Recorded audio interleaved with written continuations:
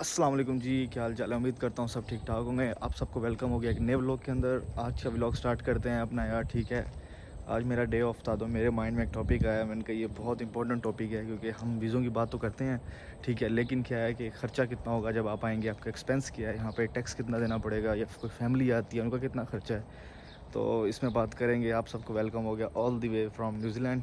ठीक है, चलें यार अपने टॉपिक पे बात करते हैं। ठीक है, सबसे पहली बात ये है कि यार हमारा ख़र्चा कितना आता है ना, इसको मैंने 2-3 हिस्सों में डिवाइड करना है वीडियो को। तो आपने वीडियो प्रॉपर देखनी है क्योंकि ये बहुत सारे आपके डाउट्स क्लियर करेगी। सही है, सबसे पहली बात है हमारा ख़र्चा कितना है, या सिंगल बंदे का ख़र्चा कितना है, या फैमिली होती है जिन्होंने 2 या 3 बेडरूम लेने हैं तो उसका ख़र्चा कितना है। ठीक है, या जिसने स्टूडियो अपार्टमेंट लेना है तो उसका ख़र्चा कितना है। पहली बात तो ये है कि यार न्यूजीलैंड जो है ना, 2 आइसलैंड के ऊपर मतलब बना हुआ है, ये डिवाइड हुआ हुआ है। ठीक है, उसके अंदर एक बीच में पानी है तो फेरी से जा सकते हैं या प्लेन पे जा सकते हैं। पहला है साउथ, ठीक है, दूसरा है नॉर्थ। ठीक है, जो ओकलैंड हो गया, जिस तरह इनका सबसे बड़ा सिटी जहाँ पॉपुलेशन सबसे ज़्यादा है, ओकलैंड। और एक ओकलैंड है, दूसरा है वेलिंगटन हो गया, इसमें आते हैं। वेलिंगटन हो गया, हैमिल्टन हो गया, टोरंगा हो गया, फिर हॉक्स बे जहाँ नेपियर हेस्टिंग जहाँ मैं पहले रहता था। ठीक है, तो 7-8 सिटी हैं जो इनके पॉपुलेशन का जहाँ पे ज़्यादा है, तो ये आते हैं नॉर्थ के अंदर। दूसरे हो जाते हैं साउथ वाले, जिसमें Christchurch, Queenstown, Dunedin वगैरह, वो उस तरफ आते हैं। ठीक है, खैर हम तो बात करेंगे इसकी इस साइड वाले नॉर्थ वाली साइड, क्योंकि मेरा एक्सपीरियंस यहाँ का है। मैं यहाँ रहा हूँ, मुझे जितना ज़्यादा पता है इन चीज़ों का, तो मैं आपको यहाँ की चीज़ों के बारे में बताऊँगा ना। ठीक है, क्योंकि यहाँ पे मेरा एक्सपीरियंस है, वहाँ मुझे नहीं पता तो क्या चीज़ें हैं, तो मैं उधर ऐसे बता दूँ तो फिर ऊपर नीचे हो जाए तो फ़ायदा नहीं है ना। खैर चलो यार शुरू करते हैं। यार अगर आप ओकलैंड के अंदर रहते हैं ना, ओकलैंड के अंदर से एक तो पहली बात, सबसे बड़ा पॉपुलेटेड सिटी है, आपको एक फ़ील आता है यार, हाँ यार यहाँ पे देसी टच भी मिलेगा आपको। और दूसरी बात ये है कि यहाँ पे आपको हर कल्चर का बंदा मिलेगा, हर नस्ल का बंदा मिलेगा, हर कंट्री के लोग मिलेंगे। आपको ये फ़ील ही नहीं होगा कि यार कि मैं किसी नई जगह पे हूँ, आपको ऐसा अपनायत फ़ील होगी ना। ठीक है, तो ये सबसे बड़ा है ऑकलैंड का। और ऑकलैंड के अंदर भी 2 हिस्से हैं। ठीक है, एक है नॉर्थ वाली साइड, एक है साउथ वाली साइड। जो सबसे ज़्यादा पॉपुलेटेड है ना, जो मतलब ज़्यादातर लोग जानते हैं, साउथ भी है वेस्ट भी है, लेकिन ज़्यादातर लोग जो प्रेफर करते हैं, हम जैसे देसी लोग, वो प्रेफर करते हैं, एक साउथ हो गया और एक हो गया नॉर्थ। ठीक है, जहाँ पे मैं रहता हूँ, टाकाडेनी, फ्लैटबुश, मैनाकाव, ये आते हैं साउथ के अंदर। और दूसरा हिस्सा हो गया नॉर्थ शोर, जहाँ पे ग्लेनफील्ड है, वो सारा हिस्सा हो जाता है नॉर्थ शोर में। मैं नॉर्थ शोर में भी रहा हूँ, लेकिन अब मैं पर्सनली प्रेफर करता हूँ जिन्होंने सिटी की लाइफ देखनी है, या जिन्होंने थोड़ा सा ना हट के रहना है। मतलब जो नॉर्थ शोर है ना, थोड़ा एक्सपेंसिव एरिया है, वहाँ पे रेंट थोड़े ज़्यादा हैं। और देखा जाए तो वहाँ पे ग्रोसरी थोड़ी सी 10-20 सेंट ऊपर, पेट्रोल का थोड़ा डिफरेंस आता है। ठीक है, तो ये फ़र्क है नॉर्थ शोर का। और अगर आप साउथ की तरफ आते हैं, साउथ ये है कि सेम ही है सब कुछ, लेकिन थोड़ा सा चीपर है। आपको अगर फॉर एग्जांपल कोई सिंगल बंदा आ रहा है, अगर उसने रूम लेना है, रूम उसको पड़ेगा, अभी जिस तरह मैं रह रहा हूँ तो मैं दे रहा हूँ 200 समथिंग ना। अच्छा घर है, अच्छा रूम है, तो उसमें इलेक्ट्रिसिटी इंक्लूडेड होती है। तो ये है साउथ के। और मैं जिस रहता हूँ एरिया भी अच्छा है। ठीक है, अगर आप नॉर्थ में चले जाएंगे, इसी कंडीशन का घर जिसमें मैं रह रहा हूँ, सब कुछ इंक्लूडेड हो, अच्छा घर, तो आपको 200, जिस तरह मैं 200 कुछ दे रहा हूँ, तो वो 250 से भी ऊपर मिल सकते हैं, आपको 250 पे मिल सकता है ना। ठीक है, तो ये आपने अपने माइंड में रखनी है चीज़ें। अगर आप स्टूडियो पे जाते हैं, स्टूडियो आपको पता है वैसे भी सिंगल बंदे का किसी का 350 है, 400 है, क्योंकि फिर उसमें प्रॉपर एक चीज़ें आ जाती हैं ना, प्रॉपर घर आ जाता है, प्रॉपर हर चीज़ आ जाती है, तो स्टूडियो ऑब्वियसली थोड़ा एक्सपेंसिव पड़ेगा ना। वो जब आप चेक करेंगे आपको आइडिया हो जाएगा। ये तो चलो पहला क्वेश्चन तो हमारा क्लियर हो गया कि हमें किस साइड पे रहना चाहिए। ठीक है, हाँ, और अगर कोई हमारे दोस्त इधर से आ रहे हैं सिंगापुर वाली साइड से, या उस तरह का कल्चर देखना चाहते हैं, तो फिर वो जाएँ नॉर्थ शोर में, क्योंकि उधर थोड़े से ना चाइनीज़ लोग ज़्यादा हैं, उस तरह की वाइब आएगी आपको। थोड़ा नीट एंड क्लीन ज़्यादा है, जिसको कह सकते हैं, थोड़ा टाइडी ज़्यादा है, नए-नए ज़्यादा घर वहाँ पे हैं। तो अगर नॉर्थ शोर में जाना है, क्योंकि वो एक प्रॉपर आपको हार्बर ब्रिज क्रॉस करके जाना पड़ता है, वो साइड पे हो जाता है। खैर पहला पॉइंट तो हमारा हो गया क्लियर। दूसरा पॉइंट हमारा ये है कि यार जो फॉर एग्जांपल अगर किसी ने गाड़ी रखनी है, ठीक है, गाड़ी रखने वाले को, या जी किसने बस पे जाना है, तो उसका एक्सपेंस कितना आता है। यार अगर आपने नॉर्थ में साउथ में रहना है ना, तो मैंने यहाँ बस इस्तेमाल की है, मेरे पास भी है, तो आपका जो खर्चा है ना, आपका खर्चा बस का पर मंथ, सॉरी पर वीक, क्योंकि यहाँ पे हर चीज़ वीकली होती है मैक्सिमम, तो पर वीक आपका खर्चा पड़ेगा $10 से $15। ठीक है, अपने माइंड में रखना है बस का। ठीक है, क्योंकि आपने जाना है, आना है, या कि किसी का ज़्यादा भी हो सकता है, किसी का कम। ये तो आप पे डिपेंड रखता है ना कि आपने ट्रैवल कितना करना है, लेकिन एवरेज ये होती है कि 10 से 15 एवरेज ही है अगर आप बस पे ट्रैवल करते हैं। अगर आपने गाड़ी पे ट्रैवल करना है, अगर आपने गाड़ी लेनी है, अगर आप लेते हैं मॉर्गेज पे, मतलब वो लीज़ पे ले लेते हैं, तो हर वीक आपको या हर मंथ देना पड़ता है, तो वो फिर आपको मिनिमम भी अगर आपने 10-12 हज़ार वाली गाड़ी ली ना, तो आपको 100-150 पर वीक वो देना है। पर वीक आप 25-30 का आप अपना पेट्रोल लगा लें या 50 का, जितना आपने ट्रैवल करना है।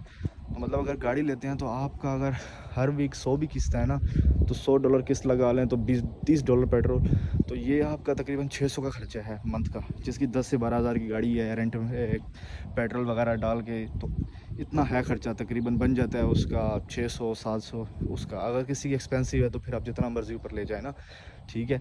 और अगर इसी से हम कंपेयर करें कि क्योंकि मैं पहले हॉक्स बे में रहता था, नेपियर और हेस्टिंग के अंदर, वहाँ पे जो खर्चा है घर का वो थोड़ा $10-20 कम पड़ता है हमें। इसी कंडीशन के घर होते हैं, सब कुछ यही होता है, लेकिन ये है कि क्योंकि वो इतने बड़े सिटी नहीं है, उधर इतनी डिमांड भी नहीं है, हालांकि बंदे ज़्यादा हैं लेकिन उधर ओबियसली डिमांड नहीं होती इतनी, तो वो आपको $10-20 कम पड़ेगा। हाँ, अगर आप फैमिली के साथ हैं, आप चाह रहे हैं कि यार हम मूव होना चाहते हैं किसी पोलाइट जगह पे, तो जहाँ पे सुकून हो, बच्चे भी सब पढ़ें, कोई इतना पॉपुलेटेड ना हो, तो फिर आप हॉक्स बे की तरफ जाएँ, ठीक है। हॉक्स बे सबसे बेस्ट है आपके लिए।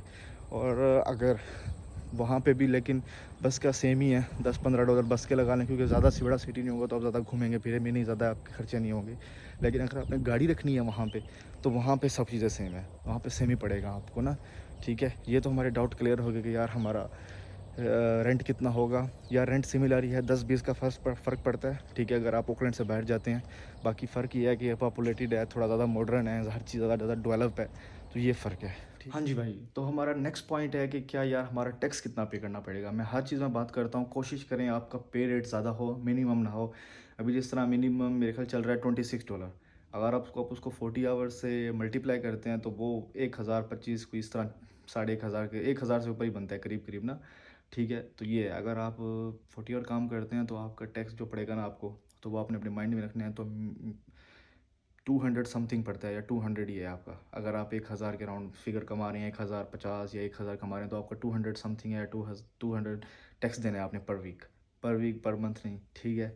तो आपने इसलिए थोड़ी अपनी कोशिश करनी है, जब आपने जॉब ऑफर लेना है या जिसकी जॉब मिल गया, तो अपना वेज ऊपर रखना है। उससे फ़ायदा भी होगा कि आपको टैक्स का इतना बर्डन नहीं पड़ेगा। और हाँ, 90% केसेस में तो ये होता है कि आपको जो ये इनकम आती है वो टैक्स कट कुटा के आती है ना। आपका मतलब जो ये है कि आपको जो 1000 आएगा या 1100-1200 आएगा, ठीक है, तो वो आप टैक्स वो देते हैं 200 या 300 या वट जितना भी है, वो आपके जितने घंटे काम करेंगे उस पर टैक्स होता है, ठीक है।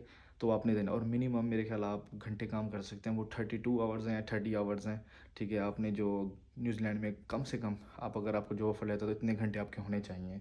उसका टैक्स बनता है मेरे ख्याल 150 समथिंग, को इस तरह टैक्स है ना। खैर ये तो आप पे डिपेंड करता है ना, आपने कौन सी जॉब लेनी है या किस में कितना रेट है, तो ये चीज़ें आपने लाजमी कवर करनी है, ठीक है। क्योंकि टैक्स, और हाँ, जितना ज़्यादा टैक्स जाएगा आपको उतना ज़्यादा टैक्स का आपको रिफ़ंड भी मिलेगा, ठीक है। ये नहीं है कि टैक्स ले लिया और फिर पूछेगा कोई नहीं कि यार टैक्स किधर गया और हमारे तो हमें कोई रिवॉर्ड ही नहीं मिला ना। क्योंकि क्या होता है कि जब नया साल स्टार्ट होता है ना, जब आपने पूरा साल टैक्स दे दिया, तो गवर्नमेंट आपको टैक्स रिलीफ के तौर पे किसी को $1000, किसी को $1500, मैंने पहले भी ये बात बताई थी, तो फिर वो रिफंड करते हैं, ठीक है। उस पर यह है कि फिर आप अपना हल्ला गुल्ला कर सकते हैं, किसी ने कहीं हम वापस जाना है तो उसको थोड़ा सा सपोर्ट आ जाती है ना। खैर जब बंदा इधर लाइफ आता है, आपको पता है यहाँ इतना कमाता है, तो 1000-1500 उसके लिए मायने रखती चीज़ें। ये अभी स्टार्ट वाली बातें होती हैं। उसके बाद जब हम भी नए नए आए थे तो बड़ा हिसाब किताब होता था कि एक एक डॉलर को गिनते थे। कोई चीज़ होती तो मैं नहीं लेता था, मैं कहता यार इतनी महंगी, लेकिन टाइम के साथ साथ हमने कहा नहीं यार, यहाँ पे रहना है तो फिर ये चीज़ें छोड़नी पड़ेंगी। खैर ये तो बात हमारी कंप्लीट होगी। और दूसरी बात कि हमारा ग्रोसरी का कितना खर्चा है, मेन जो किचन का खर्चा है यार। अब हम बताएं ना, अब हम दो दोस्त इकट्ठे रहते हैं, ठीक है। अब हमारा जो एक्सपेंस आता है, ठीक है, ग्रोसरी का, तो आप देख ले 150-100 के राउंड अबाउट जो हमारे किचन का खर्चा है नॉर्मली, जिसमें हम मीट भी इस्तेमाल करते हैं, मटन भी इस्तेमाल करते हैं, चिकन भी इस्तेमाल करते हैं, वेज भी इस्तेमाल करते हैं हम, ठीक है। हर चीज़, हर तरह की चीज़ ना, मिल्क होता है, सब कुछ इंक्लूड करके ना, ठीक है।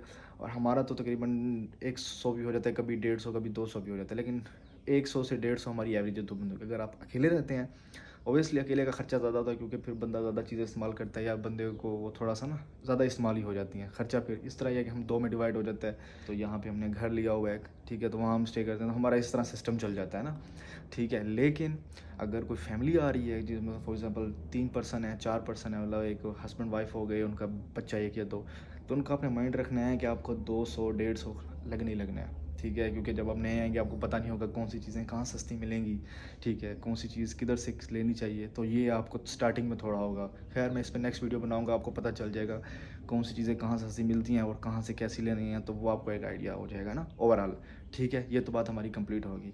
और अगर कोई स्टूडेंट आता है, स्टूडेंट का यार ये है कि उनका तो आपको पता है ना, लाइफ इतनी हार्ड होती है, स्टडी करें जॉब पे जाएं तो वो तो उनका चल ही जाता है ना, कभी बाहर से खा लिया, वो खा लिया, तो चलता रहता है। और हाँ, एक और मेजर मेजर खर्चा जो हमारा महीने के एंड पे हमें आता है, ग्रोसरी होगी हमारी, रेंट हो गया, टैक्स हो गया, ठीक है, वो है हमारे मोबाइल के खर्चे। हम ये शायद बात नहीं करते इस बात पे। अगर कुछ लोग हम आते हैं ना, हम कहते हैं हमें मोबाइल लेना है, क्रेज़ होते हैं हम, है ना, हमें भी था, ठीक है। तो मोबाइल अगर आप लेते हैं ना, जिस तरह 14 प्रो मैक्स है या 15 प्रो मैक्स अभी आया हुआ है, तो उसकी आप देखें, आपका अगर आपने बिल वाला पे लेना है ना, जिसमें आपको पर महीने कुछ 5-6 GB मिल जाए, ठीक, क्योंकि यहाँ नेट बहुत थोड़ा एक्सपेंसिव है हमारी कंट्रीज़ के नस्बत, तो वहाँ तो 25 GB पता नहीं सस्ता मिलता है, पाकिस्तान में 500-600 का। यहाँ 5-7 GB भी बहुत में एक्सपेंसिव पड़ता है ना, $50-60 का, 45 का, इस तरह पड़ता है। अगर आप मोबाइल लेते हैं, ठीक है, तो आप उसका मिला तो आपको $150, 100 समथिंग आपको पर मंथ देना पड़ेगा अगर आप मोबाइल लेते हैं, क्योंकि आपका $50 तो सिम का चला गया ना, अगर आप नेट वाली सिम लेते हैं। ये तो सिंपल भी ले सकते हो, उसका कोई टैक्स नहीं है, सॉरी वो कोई बिल नहीं है, तो आप ऐसे चला सकते हैं। जब जस्ट आपको कोई कॉल कर सकता है, अगर आपने करनी है तो आप बिल डालें उसमें, तो फिर आप कॉल कर सकते हैं ना। बाकी यहाँ पे हर घर में वाईफाई है, तो इतना बड़ा इशू नहीं होता, आप इतना सोचने की बात नहीं है, ठीक है। बाकी अगर कोई लेता है तो आपने 100 से 150 अपने माइंड में रखने हैं हर मंथ, जो आपने देना ही देना है, ठीक है। और दूसरी बात, यहाँ पे आपको मोबाइल मिल जाएंगे, अगर आप लेने जाएंगे तो कोई इतना बड़ा चक्कर नहीं होता, वो फ़ौरन ही आपको दे देते हैं, बस आपसे थोड़े बहुत डॉक्यूमेंट्स मांगेंगे जो आपके लीगल होंगे, तो वो आपको फिर दे देते हैं, ठीक है। चलें यार, मैंने अपनी कोशिश की कि जितना ज़्यादा हो सके चीज़ों को कॉम्प्लिकेटेड ना बनाऊँ, ईज़ी करके मैंने आपको बताया है कि हर चीज़ कैसे है, आपने कहाँ प्रेफर करना है, कौन सी जगह एक्सपेंसिव है, कौन सी चीप है, तो ये अपनी चीज़ों का ख्याल रखना है ना, ठीक है। बाकी अपनी देसी कम्युनिटी यहाँ बहुत है, वो भी ज़्यादा प्रेफर करती है साउथ में रहने को, क्योंकि यहाँ पंजाबी ज़्यादा है ना, ठीक है। तो बस इस तरह सबकी लाइफ है, चल रही है। वेदर आजकल थोड़ा हार्ड वो वार्म हुआ हुआ है, तो ये तो फिर टाइम के साथ चेंज हो जाएगा ना। खैर, अपना व्लॉग यहाँ पे एंड करते हैं। उम्मीद करता हूँ आपको पसंद आया होगा, लाइक करें, सब्सक्राइब करें, ठीक है। आपको मिलेंगे नेक्स्ट वीडियो में, तब तक के लिए अपना ख्याल रखना, हमें भी दुआ में याद रखें। अल्लाह हाफिज़।